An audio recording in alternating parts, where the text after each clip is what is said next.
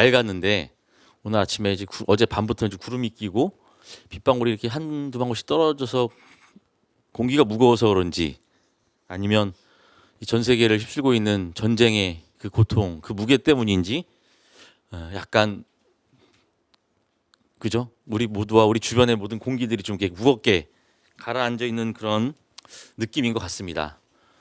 예, 하루빨리 이 세상에 평화의 싹이 트고 희망의 싹이 트고 그래서 정말 기쁨의 봄이 하루속히 도래하기를 우리가 함께 간절히 바랬으면 좋겠습니다. 제가 지지난주에는 자유에 대해서 말씀을 드렸고요. 지난주에는 행복에 관해서 말씀을 드렸습니다. 퀴즈 하나 내겠습니다. 진정한 자유, 또 진정한 행복, 그 조건이 뭐였을까요? 어디로부터 벗어나야 진정한 자유, 진정한 행복이 온다 라고 말씀드렸죠? 어렵죠? 요약하기가. 예, 나로부터의 그러니까 왜곡된 자아, 욕망으로 가득 차거나 혹은 나 중심적인 자기만을 위한 생각 안에 가득 차 있는 나로부터 벗어나는 것이 우리가 진정한 자유이고 또 진정한 축복이며 그를 통해서 우리는 진리를 찾을 수 있다라고 간단하게 요약드리면 그렇게 말씀을 드렸습니다. 오늘은 말씀 나누기 제목처럼 부르심에 관한 이야기를 한번 해보려고 합니다. 이 부르심, 우리가 기독교에서 자주 쓰는 말로 바꾸면 뭘까요? 네, 소명입니다. 우리 교우님들 다 저마다 각양각색의 직업을 갖고 계시고 있죠. 예, 저도 직업을 갖고 있습니다. 그죠? 크게 세 개의 직업. 예, 여기서 이제 마지막 직업은 이제 더 이상 얘기를 안 할 테고요. 크게 두 개의 직업을 갖고 있습니다. 첫 번째는 목사로서의 직업이 있죠. 두 번째는 강의사, 보따리 장사라 그럽니다. 학교에서 가르치는 직업 이 두 개를 갖고 있습니다. 저한테 어떤 게 더 부담될까요? 지금 이 자리가 제일 부담됩니다. 학교에서 강의를 할 때는 좀 편해요. 실수를 해도 혹은 잘못된 정보를 전달해도 뭐 하면 되죠? 수정하고 잘못했습니다. 제가 잘못 얘기했네요 하고 바꾸면 돼요. 이건 지식에 관한 이야기이기 때문에 부담이 없습니다. 그런데 이 교회 공동체 앞에서 하나님의 말씀을 대언하는 이 자리는 뭐 수정할 수도 있고 그죠? 잘못 얘기하면 사과할 수도 있고 교정할 수는 있지만 그게 그렇게 쉽게 교정하고 수정하고 사과한다고 해서 될 일은 아닙니다. 왜? 그만큼 하나님의 말씀을 전하는 것이기 때문에 그에 대한 부담이 훨씬 크고 두려움이 더 크기 때문이라고 할 수 있는데요. 똑같은 두 직업을 갖고 있고 어찌 보면 말로 하는 직업이기 때문에 비슷한 습성을 갖고 있는 것처럼 보이지만 전혀 다른 자세, 전혀 다른 의미로 저에게 다가오는 것을 볼 수가 있습니다. 그 외에 나머지 하나의 직업 아까 제가 말씀 안 드린다고 했지만 뭐 열심히 이렇게 하고 있지는 않습니다. 여기 증인이 있는데요. 그래도 이게 간간히 집에서 애들 밥도 해먹이고 하면서 똑같은 경험을 합니다. 그런데 제가 오늘 소명에 관해서 말씀드리려고 이 직업의 얘기를 하고 있는데요. 가끔씩 주객이 전도되는 경우가 있습니다. 제가 목회자로서 하나님의 말씀을 대언하고 우리 공동체를 함께 일구어가는 목회를 수행하는 데 있어서도 그렇고요.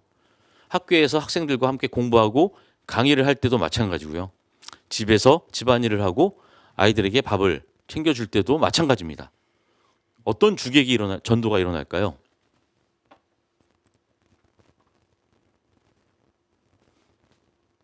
내가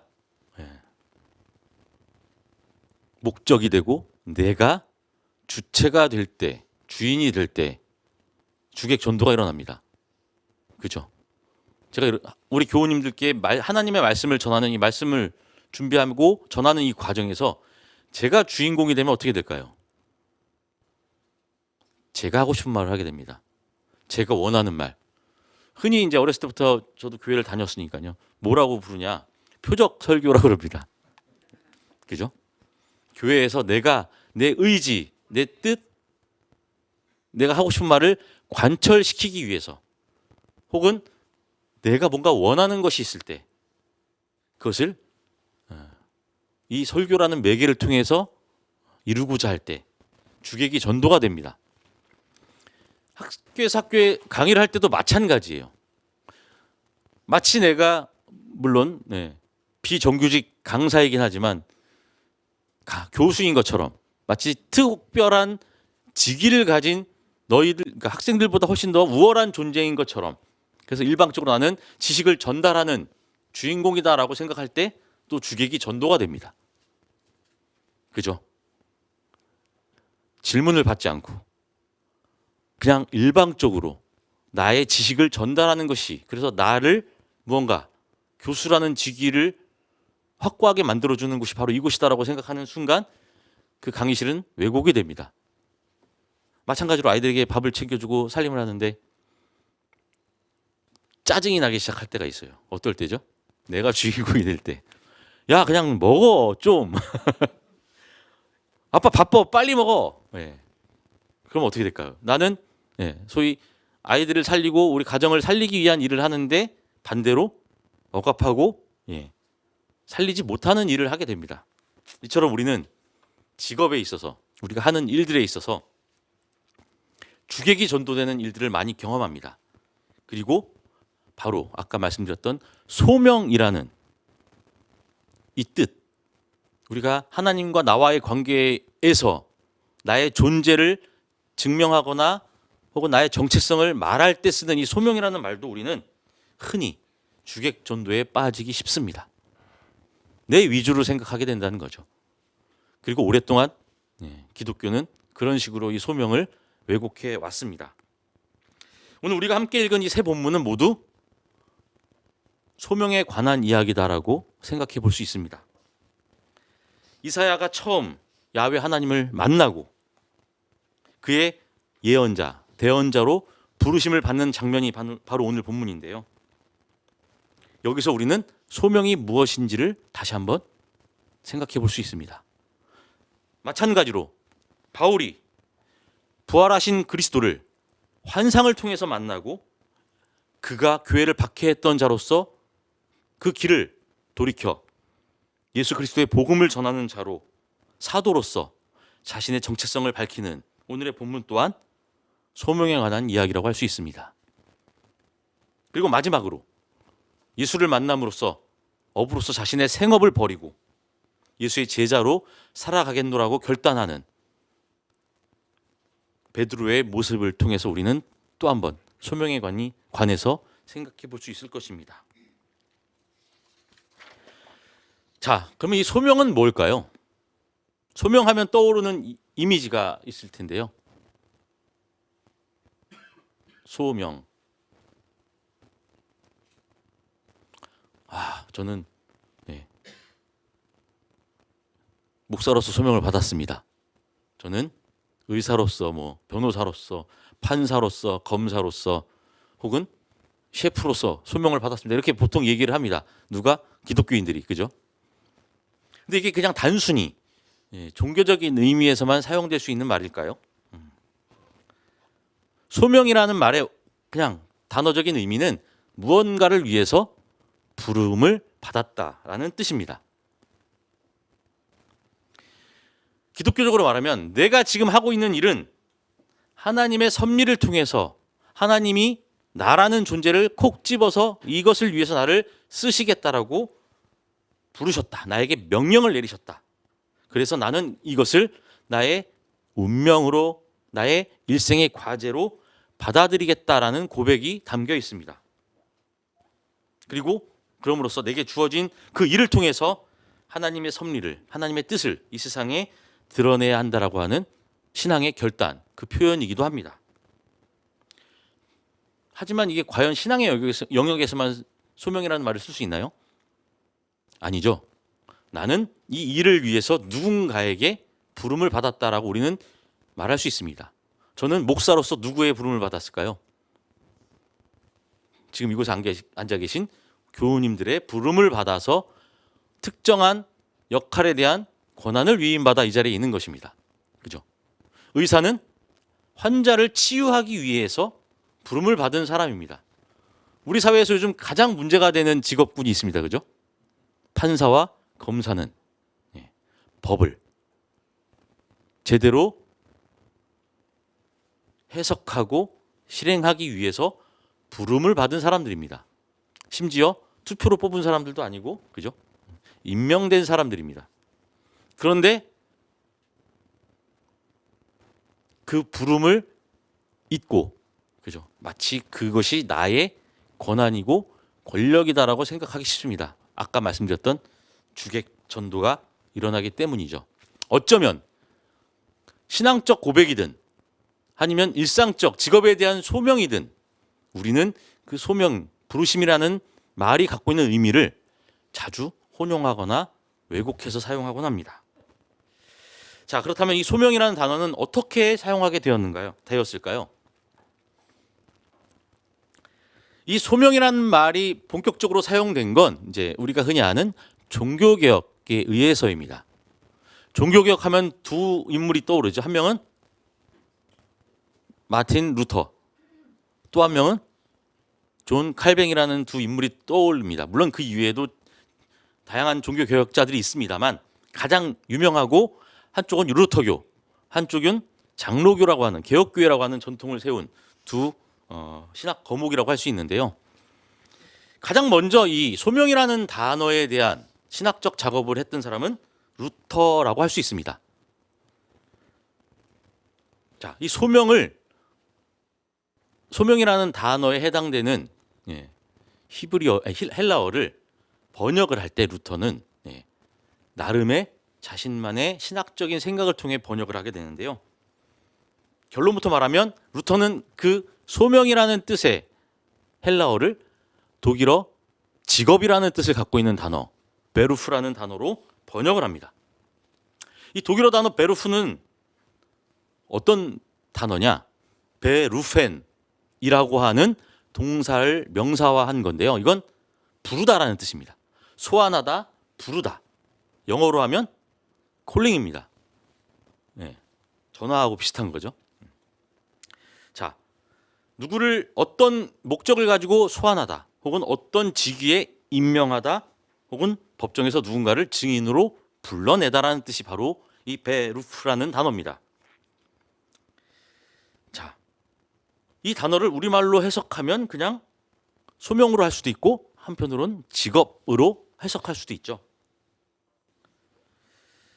자, 독일어에서 일상적으로 이 베루프라는 단어는 그냥 직업의 의미로 가장 많이 사용이 됩니다.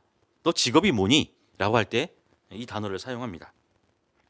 그런데 이것이 기독교적인 소명이라는 단어로 사용하기까지는 바로 이 루터의 번역이 큰 역할을 하게 되는데요. 루터의 이 번역은 직업 혹은 소명으로 번역되는 이 독일어 단어 베루프가 왜 이 뜻으로 활용되는지를 우리에게 보여주고 있습니다. 소명으로서의 직업 혹은 타고난 운명, 하나님으로부터 받은 정체성, 천직 이런 의미를 갖고 있는데요. 사실 종교개혁자 마틴 루터는 성서 번역을 하면서 전혀 두 개의 다른 단어를 모두 다 이 베루프라는 직업을 의미하는 독일어 단어로 번역을 합니다. 그렇다면 그 두 단어가 뭘까요? 그리스어 단어. 바로 첫 번째는 클레시스라는 단어입니다. 이 클레시스는 아까 얘기했던 영어로 콜링, 베루펜, 부르다라는 뜻과 같은 의미를 갖고 있습니다. 클레시스, 부르다는 뜻이에요. 부르다는 동사, 클레오를 명사화한 겁니다. 근데 이 단어가 소명이라는 단어 말고 또 다른 단어로 쓰이기도 합니다. 앞에 전치사가 붙으면서 에클레시아라는 단어로도 사용이 됩니다. 무언가를 위해서 부름을 받은 회집을 의미하죠. 이 에클레시아는 우리가 교회라는 이름으로 사용하지만 고대 그리스에서는 폴리스, 그 도시 국가의 어떤 특정한 문제나 정책이나 무언가를 결정해야 할 때 시민들을 회집해서 하는 회의를 의미합니다. 근데 바울은 그 정치적인 회합을 교회라는 의미로 사용하기 시작해요. 똑같은 의미로 이 클레시스라는 말은 부르다는 뜻입니다. 이 클레시스는 원래 신적인 부름, 신이 우리를 불렀다라는 뜻으로서 순전히 기독교적인 지평에서는 종교적인 의미로만 사용했던 단어라고 합니다. 그래서 이 표현은 고린도전서 1장 1절에서 바울 스스로가 하나님의 뜻으로 그리스도 예수의 사도로 부르심을 받은 나 바울 할 때 그 부르심으로 쓰는 단어입니다. 다시 말해 우리가 일상적으로 쓰는 직업이라는 단어하고는 전혀 연관이 없는 단어를 루터는 직업이라는 단어를 갖고 있는 독일어로 번역을 했다는 겁니다. 자, 그럼 두 번째 단어는 뭘까요? 에르곤 혹은 포노스라고 불리는 단어입니다. 이 에르곤, 포노스라는 단어는 우리말로 바꾸면 말 그대로 일, 노동, 직업이라는 뜻을 갖고 있는 단어입니다. 아마 정형외과 가시면은 많이 듣는 말 중에 하나가 이 에르곤이라는 말인데, 에르고 테라피라고 들어보셨죠? 운동 치료, 운동을 통해서 치료하는 거, 이 단어의 어원이기도 합니다. 대체로 일상적인 단어로 쓰입니다. 그래서 루터가 이 단어를 번역하기 이전에 독일어 성경에는 이 단어가 뭐라고 번역되었냐면요, 우리나라에서 독일에서보다 훨씬 더 많이 쓰는 단어가 있습니다. 독일어인데 독일 사람보다 우리가 더 많이 쓰는 것 같아요. 뭘까요? 아르바이트. 한 80년대인가 90년대인가 그쵸. 예. 유머 1번지라는 프로그램에서 아르바이트. 오늘은 무슨 일일까 뭐 이런, 그죠? 우리는 아르바이트 많이 합니다. 예. 일과 노동이라는 뜻을 갖고 있는 이 아르바이트라는 단어로 번역을 했는데요. 루터는 이 단어를 아르바이트라고 하지 않고 똑같이 베루프라는 단어로 번역을 합니다. 그래서 이 맥락에서의 베루프는 우리가 생각하는 그 직업의 의미로 또 해석이 되기도 합니다. 루터는 이 베루프라는 단어로 번역된 전혀 다른 두 의미, 신이 우리를 부르셨다라고 하는 부르심, 신적 부르심과 직업으로서의 소임으로서의 이 두 가지 소명을 구분하지 않고 혼용시켜서 사용을 한다는 것입니다. 그러니까 번역이라는 것에 있어서는 그 번역자의 나름의 의도와 의중이 담겨 있죠. 그것을 우리는 직역이라고 안 하고 의역이라고 합니다. 성서는 많은 부분 의역되어서 번역되어 우리의 지금 손에 쥐어진 거라고 할 수 있는데요. 왜 그랬을까? 나름의 신학적인 의미, 신앙적인 의도가 있었기 때문입니다. 루터는 이 두 서로 다른 단어를 똑같은 단어인 베르프라는 직업을 의미하는 혹은 소명을 의미하는 이 단어로 번역하면서 이 둘의 구분을 의도적으로 없앴다라고 볼 수 있는 건데요. 그 대표적인 예가 바로 고린도전서 7장 17절에서 24절 사이의 그 말씀입니다. 제가 읽어드릴 텐데요. 각 사람은 주님께서 나누어 주신 분수대로 하나님께서 부르신 처지 그대로 살아가십시오. 이것은 내가 모든 교회에서 명하는 지시입니다. 할례를 받은 몸으로 부르심을 받은 사람은 굳이 그 할례를 받은 흔적을 지우려고 하지 마십시오. 할례를 받지 아니한 처지에서 부르심을 받은 사람은 굳이 할례를 받으려고 하지 마십시오. 할례를 받은 것이나 안 받은 것이나 그것은 문제가 아니고 하나님의 계명을 지키는 것이 중요합니다. 각 사람은 부르심을 받은 그때의 처지에 그대로 머물러 계십시오. 노예일 때에 부르심을 받았습니까? 그런 것에 마음 쓰지 마십시오. 그러나 자유로운 몸이 될 수 있는 기회가 있으면 어떻게 해서든 그것을 이용하십시오. 주님 안에서 노예로서 부르심을 받은 사람은 주님께 속한 자유인입니다. 그와 같이 자유인으로서 부르심을 받은 사람은 그리스도의 노예입니다. 여러분은 하나님께서 값을 치르고 사신 사람입니다. 그러므로 사람의 노예가 되지 마십시오. 형제 자매 여러분, 각각 부르심을 받은 그때의 처지에 그대로 있으면서 하나님과 함께 살아가십시오. 이 본문에는 총 8번의 부르심이라는 단어가 등장을 합니다. 그런데 그 맥락을 살펴보면 조금씩 차이가 있어요. 그죠? 첫 번째는 특정한 사회적 상황 혹은 개인적인 어떤 상태, 실존적인 상태를 부르신 처지다라고 말합니다. 혹은 종교적인, 민족적인 정체성, 그런 의미로 할례를 받았느냐 받지 않았느냐라고 그런 의미의 부르심, 처지로 말하기도 합니다. 뿐만 아니라 말 그대로 하나의 직업 혹은 사회적 계층 사람으로서의 노예냐 혹은 자유인이냐라는 말도 똑같이 부르심이라는 말로 사용을 합니다.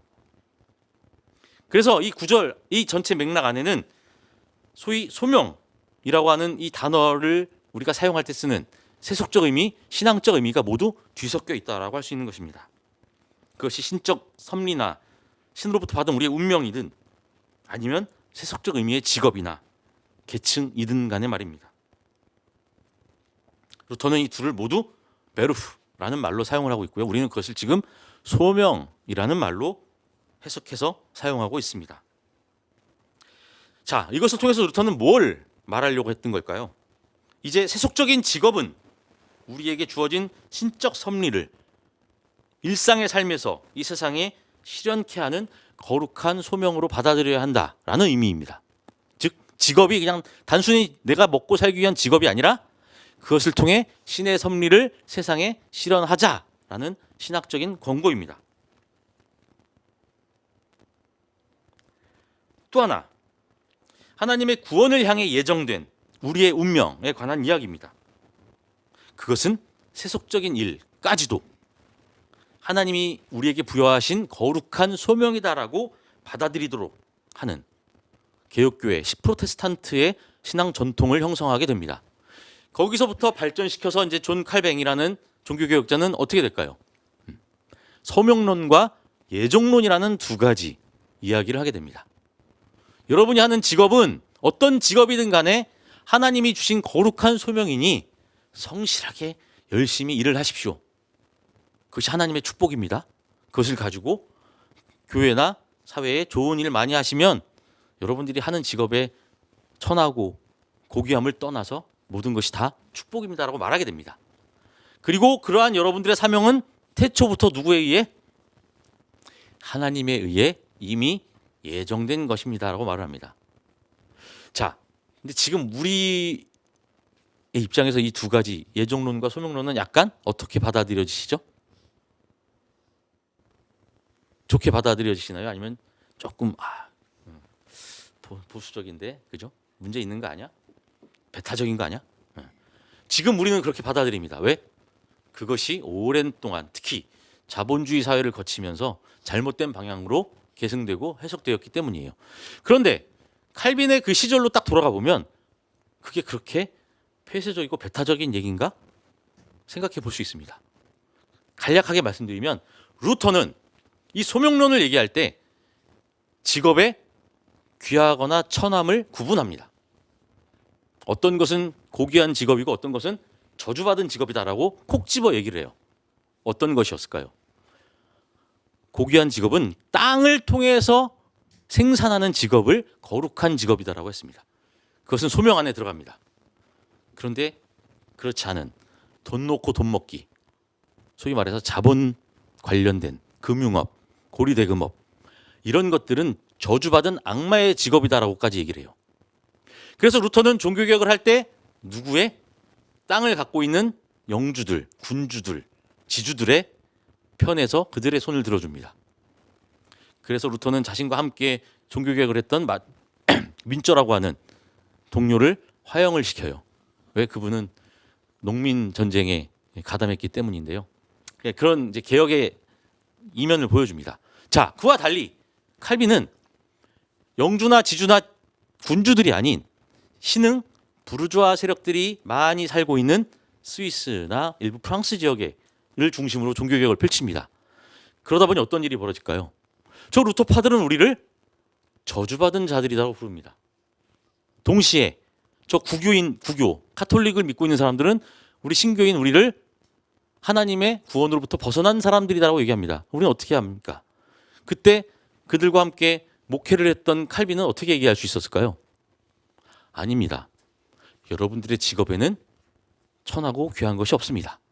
어떤 직업이든 여러분들이 하나님의 주신 소명을 알고 성실히 일하십시오. 그리고 여러분은 구교든 지금 신교죠, 그죠? 저 구교인들이 말한 것처럼 구원으로부터 배제된 사람들이 아닙니다. 여러분은 지금 이곳에 모여서 예배를 하고 공동체를 이루는 여러분들은 태초부터 하나님께서 구원으로 예정하신 존재들입니다라고 할 수밖에 없겠죠. 예. 그것이 사실 본래 칼뱅이 얘기하고자 했던 예정과 구원에 관한 이야기입니다. 소명에 관한. 근데 그것이 이제 소위 개혁교회가 그죠? 장로교로 그리고 여러 가지 이제 교단으로 번지면서 여러 가지 해석들이 있게 되고 소위 이제 칼빈주의라는 그런 해석들이 생겨나기 시작하면서 보다 폐쇄적이고 교리적인 것으로 나아갔기 때문에 우리가 오해를 하지만 칼빈의 입장에서 혹은 칼빈과 함께 공동체를 이루었던 그 프로테스탄트 개혁교인들의 입장에서는 얼마든지 위로가 되고 신앙에 힘을 주는 그런 메시지였다고 할 수 있습니다. 어쨌든 이제 이러한 소명에 관한 이야기가 이 프로테스탄트 신앙의 중심이 되고 이것을 바탕으로 종교개혁과 르네상스 산업혁명이 일어나면서 소위 말하는 자본주의 체제가 자리를 잡고 확립하게 됩니다. 이 프로테스탄트 정신이 바로 자본주의 정신, 그 윤리 체계가 되었다는 것이죠. 그래서 우리는 자유로운 경쟁에서 그죠? 사유재산과 그런 선택권을 가지고 얼마든지 이익을 추구할 수 있게 된 것입니다.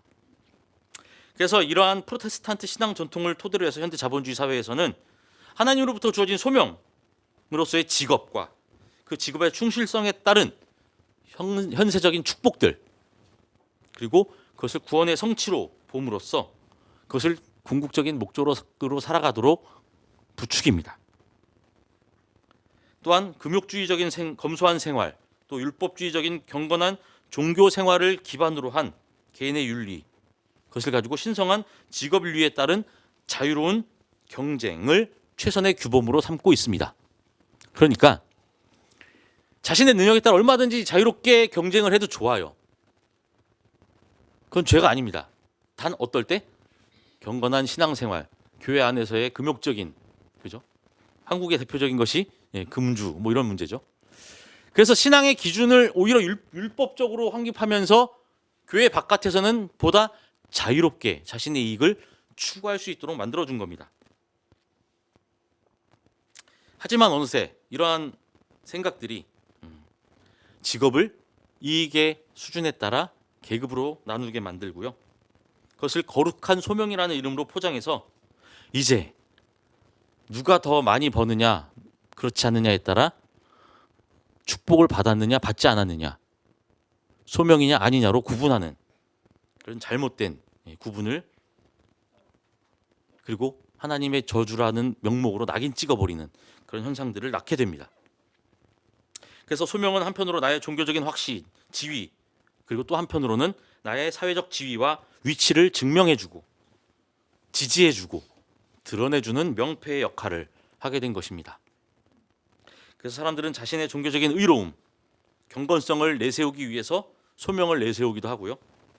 또 자신의 직업, 그것을 토대로 형성한 이익, 사회적인 위치를 자랑하기 위해 그것을 또 소명이라는 이름으로 포장을 하게 됩니다. 뿐만 아니라 공동체 안에서도 각자 역할에 따른 권한의 위임에 위치임에도 불구하고 목사, 장로라고 하는 권사라고 하는 혹은 교회 안에 여러 가지 직위와 직책을 가지고 자신의 신앙적 우위를 뽐내기 위해서 동등하게 맡겨진 역할들임에도 불구하고 자신의 지위만, 자신의 역할만이 거룩한 것이라며 자신의 권위를 내세우고 그것을 소명이다라고 서슴없이 말합니다. 대표적인 사람들이 바로 목사들이죠. 뿐만 아니라 이웃과의 관계 속에서도 우리는 오직 자신만을 위한 이익, 그것을 추구하기 위해, 그것을 정당화하기 위해 내 직업, 내 사업, 내 행위가 어떤 편법이든 위법이든 상관없이 하나님이 주신 소명이고 필연적인 나의 과제다라고 뻔뻔하게 자랑을 합니다. 과연 이런 것들이 하나님으로부터 받은 우리의 부르심, 소명일까요? 이러한 섣부른 신념은 이것은 소명이 아닌 아까 말씀드렸듯이 잘못된 자유, 거짓 행복과 마찬가지로 나 자신으로부터 기인하는 것일 뿐입니다. 그것은 결코 하나님으로부터 주어진 것이 아닙니다. 소명에 대한 나로부터의 확신은 우연히 만들어진 금송아지를 바라보며 이스라엘아 봐라, 이것이 바로 너희를 이집트 땅에서 이끌어낸 야훼 하나님이다라고 말하는 것과 같은 무지이며 착각일 뿐입니다. 내 욕심이, 내 욕망이 그냥 그렇게 보이도록 만든 환상이라는 것입니다. 오늘 이사야는 야훼 하나님의 사자들 앞에서 절망에 가득 찬 목소리로 울부짖습니다. 재앙이 나에게 닥치겠구나. 이제 나는 죽게 되었구나. 나는 입술이 부정한 사람인데 입술이 부정한 백성 가운데 살고 있으면서 왕이신 만군의 주님을 만나 뵙다니. 이처럼 이사야는 하나님을 대면하는 이가 갖는 그 두려움, 그것을 이렇게 표현하고 있습니다. 어쩌면 그 두려움은 너무나도 당연한 것입니다. 밝은 빛을 바라볼 때 어둠에 익숙했던 눈은 그 빛을 제대로 볼 수 없습니다. 고통을 느낄 수밖에 없습니다.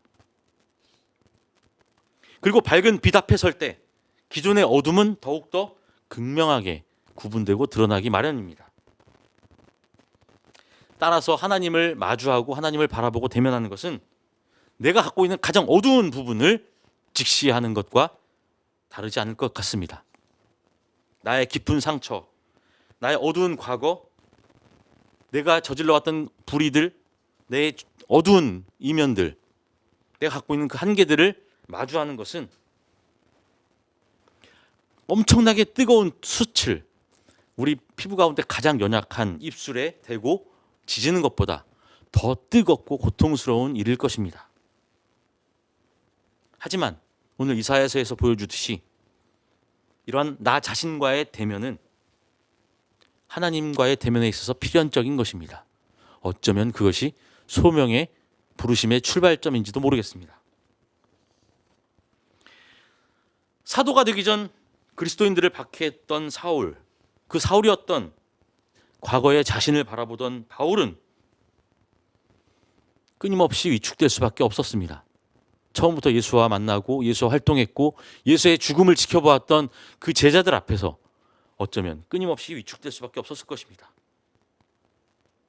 그래서 그는 스스로 묻고 또 물을 수밖에 없었습니다.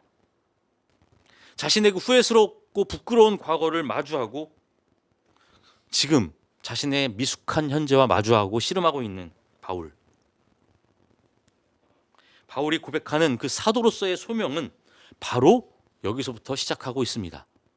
그래서 그는 훗날 진정한 사도로 자신의 역할을 수행할 수 있게 된 것입니다.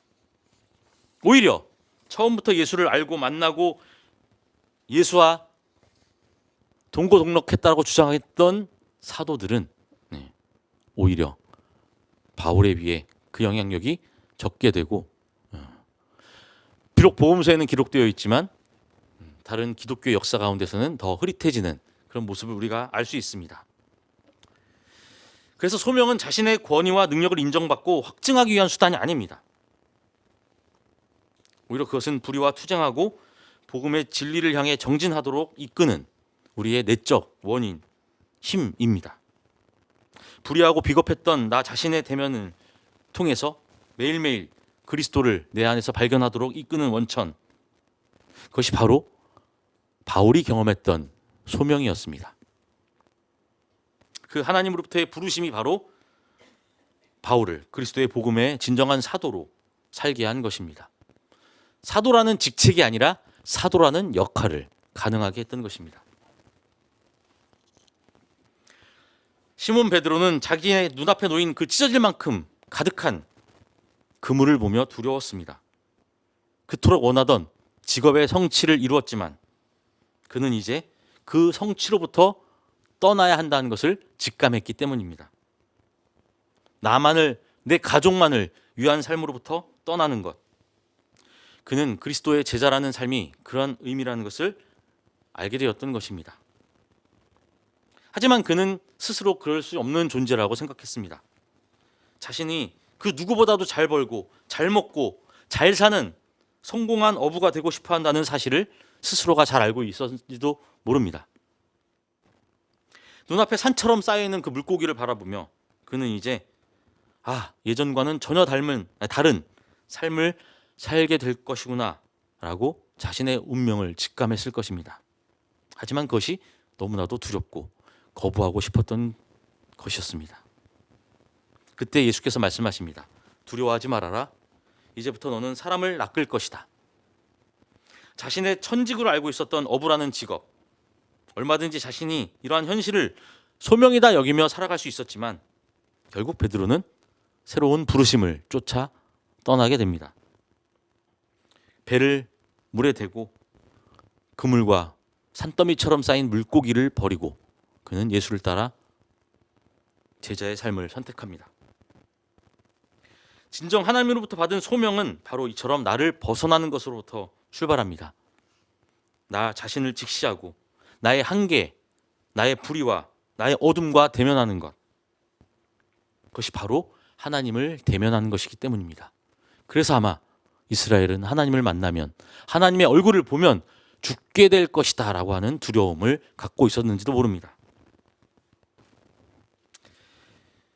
바로 우리는 그렇지만 그 두려움을 대면하는 것으로부터 진정한 소명을 발견할 수 있게 되는 것입니다. 소명은 하나님의 섭리를 내 운명 안으로, 내 목적 안으로 끌고 들어오는 것이 아닙니다.